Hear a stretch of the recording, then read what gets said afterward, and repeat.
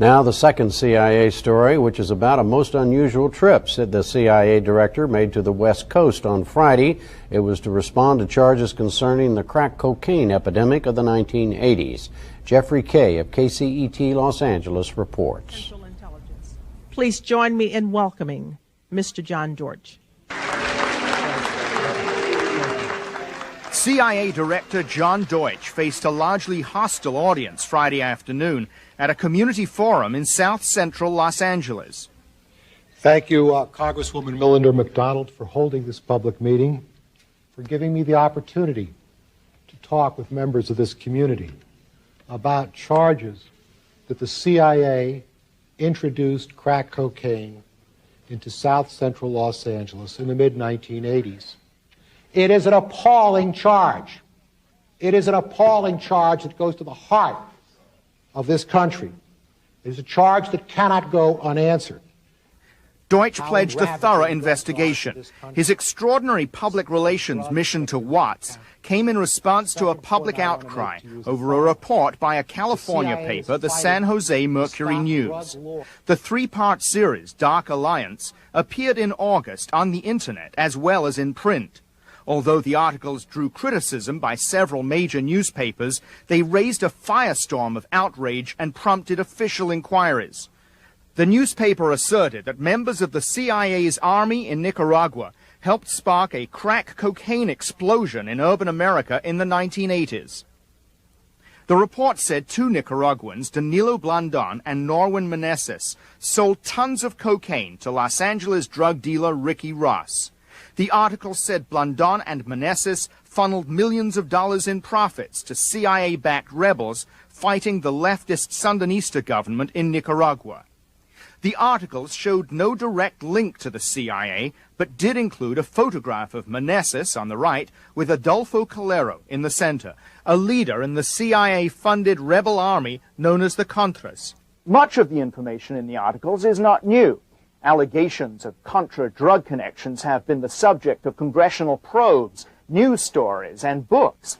What is new is the link the article suggests between the wholesalers and the retailers, between men said to be associated with the CIA-backed Contras and sales of crack cocaine on the streets. The series was written by reporter Gary Webb. Did the CIA put drugs into the black community? We don't have any evidence so far that they did it directly. And what we have evidence of is that men working for a CIA-run army did do that. With the knowledge of the CIA? That's the part we don't know. That's the part we don't know. I mean, what we know is that these guys were working for a CIA army. They were meeting with CIA agents before and during the time they were doing this. What happens from there is sort of where we ran into the wall of national security.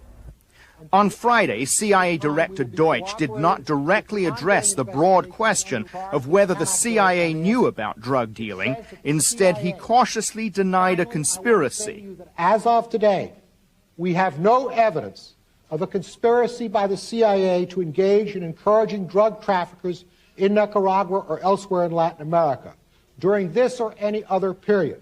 However, I am going to wait and see what the results are of this Inspector General's investigation. Even without hard evidence connecting the CIA with drug dealing, many have accepted that conclusion. A standing room-only crowd of about 1,500 attended a forum on the subject in September. LA Congresswoman Maxine Waters was one of the organizers. Now, there are people who will say, well, Ms. Waters, maybe the CIA wasn't directly involved. Maybe it was just the people from Nicaragua and other places who were kind of CIA connected. Maybe they just turned their heads. Maybe they just kind of blinked and said, well, it doesn't make any difference.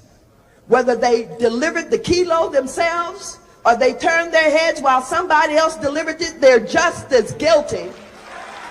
Waters has made this issue a priority. We are going to pass out the San Jose Mercury News articles. In the hands of activists, reprints of the series have become political pamphlets. They see the articles as confirmation of a long-suspected conspiracy. We're here today to put a face on our outrage and our disappointment in what we know is a government ploy and a setup to decimate our communities. The palpable anger has its roots in the spread of a drug many compare to a plague.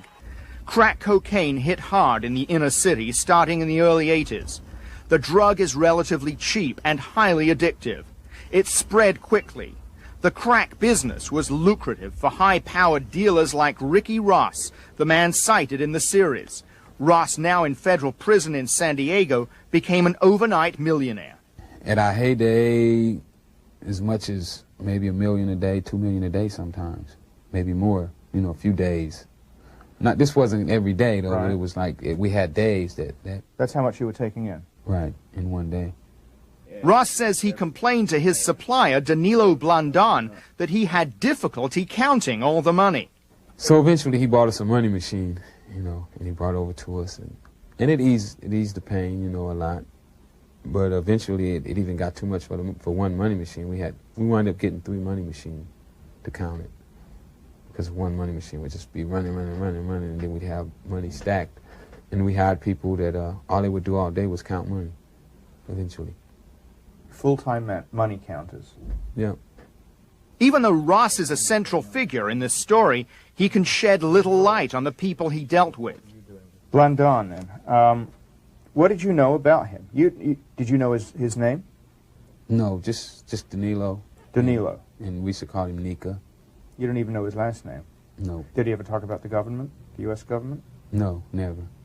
DEA, CIA? No, nothing. Never. While Ross made easy money, Dr. Exelina Bean was coping with cocaine's tragic consequences. At the neonatology ward at Martin Luther King Hospital in L.A., she saw 60 babies a month born with cocaine in their systems. Today, Bean's anger embodies a common view that the black community has been victimized. Every child, every baby, every child of a substance abusing mother and a substance abusing family should be considered a victim of violence and be entitled to reparations. Congresswoman Waters says the strong reaction to allegations of government involvement in the crack trade is not surprising. That's because the drug has touched so many lives. One thing that's very striking when you're out there, people would get up and they'll start crying. I have women who have gotten up and told stories about they haven't seen their daughter for years. Their daughter's on crack. They have the babies. Every audience that I go into, there's always a sizable number of people who've had it in their families. Sons, daughters, nieces, nephews, cousins. So this scourge has touched a lot of people, and there's a lot of pain out there. I mean, just a lot of pain. Pressure from Waters and other elected officials has led to congressional and agency investigations. The hearing of the Senate Intelligence Committee will proceed. At a recent Senate committee meeting, inspectors general from the CIA and Justice Department promised thorough reviews. The committee also heard from a former Senate investigator, Jack Blum, who in the late 80s looked into drug trafficking by the Contras. The answer you get to the questions you ask depends totally on how you frame the question. If you ask the question, did the CIA sell drugs in the black neighborhoods of Los Angeles to finance the Contra War, the answer will be a categorical no. Now, having said that, we have to go back to what is true. And what is true is the policymakers absolutely closed their eyes to the criminal behavior of our allies and supporters in that war. The policymakers ignored their drug dealing, their stealing, and their human rights violations. But while Blum lent credence to some of the allegations raised by the Mercury News, major newspapers have criticized the series. The LA Times, Washington Post, and New York Times have all run articles saying the Mercury News overstated the facts. Leo Walensky is Metropolitan Editor of the LA Times. Well, the main weakness was the basic allegation that the Contras had made millions from dealing drugs on the streets of Los Angeles, working through a Northern California drug dealer. Walensky's reporters said the Nicaraguans sent no more than $50,000 to the Contras. Also indicated that this drug ring was responsible for beginning the crack epidemic in Los Angeles and spreading it like Johnny Appleseed across the country. Found out those facts are untrue also, that crack started in various parts of the country simultaneously, and that crack was already in Los Angeles far before this story ever took place. The other thing that was questionable was the ties to the CIA, which they never said specifically that the CIA was dealing drugs, but there are a lot of implications throughout the article. Waters says the criticisms missed the point. It's not about whether or not this trafficking ring gave $50,000 or $50 million to the Contras. The main story is that there has been a connection made between the government, the CIA, and its involvement in drug trafficking to support the Contras. Can American citizens ever tolerate this kind of involvement or connection? We don't know how direct it was, whether or not they just kind of winked, blinked, turned their backs, but it needs to be known, and it seems to me that everybody would be interested in getting to the bottom of that. I will get to the bottom of it, and I will let you know the results of what I found. But if Friday's forum was any indication, members of this community have little faith in a CIA investigation. This man coming into this community at this time, as far as we are concerned, most of us in this audience, is a mandate to close the investigation and to prepare us for him to say 6 months down the line that the CIA didn't do anything. Audience members hurled a series of angry accusations during the fiery 90-minute meeting. One skeptical speaker after another used the microphone to voice anger and suspicion. You know as well as everyone else that the CIA has been dealing drugs throughout the world and bringing drugs into this country since Vietnam's war. You brought them in here in body bags. You were in the Golden Triangle. So you're going to come in this community and insult us and tell us that you're going to investigate yourself? You got to be crazy. Deutsch said repeatedly that any wrongdoers would be brought to justice. As he prepared to leave, he told an emotional audience he would take the charges seriously. Thank you. Thank you for letting me come here today. You know, I've learned something.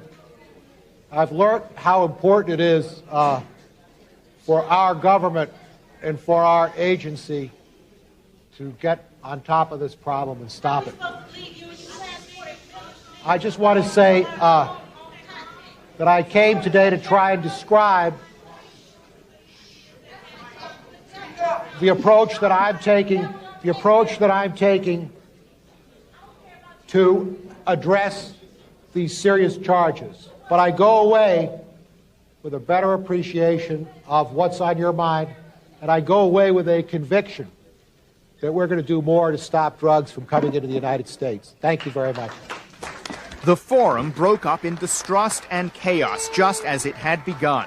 Meanwhile, members of California's congressional delegation say they will push hard for answers to a fundamental question. What did the government know about drug dealing?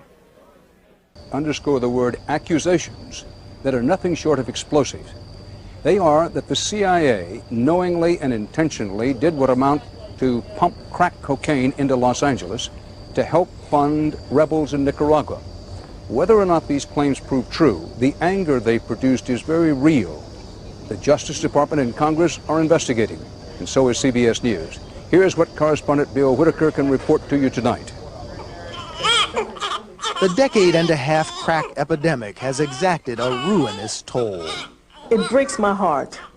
For 10 years, Eloise Dangerfield has been rescuing the littlest victims, crack babies, from the death grip in which the drug has ensnared much of South Central Los Angeles. We see a lot of our children being neglected and they're abandoned, and all of this is behind crack. Please, please!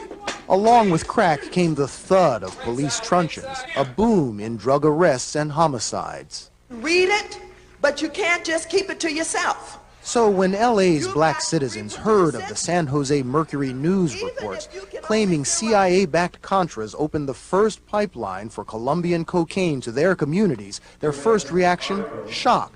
Their second, anger. You want to know why black people don't believe in the government? because we know what the government is capable of. My God, my God. What's next? Facing life in prison, LA's biggest crack dealer now is saying he was a pawn in a CIA plot. And his argument was convincing enough that a federal judge postponed sentencing to consider evidence that his main supplier was an agency operative. You know, his whole intentions was for me to make more money. The more money I made, the more money he made, and I guess the more money that he would have to help sponsor the war. There is no evidence directly linking the CIA to the drug sales, and the CIA says its own internal investigation has found no connection.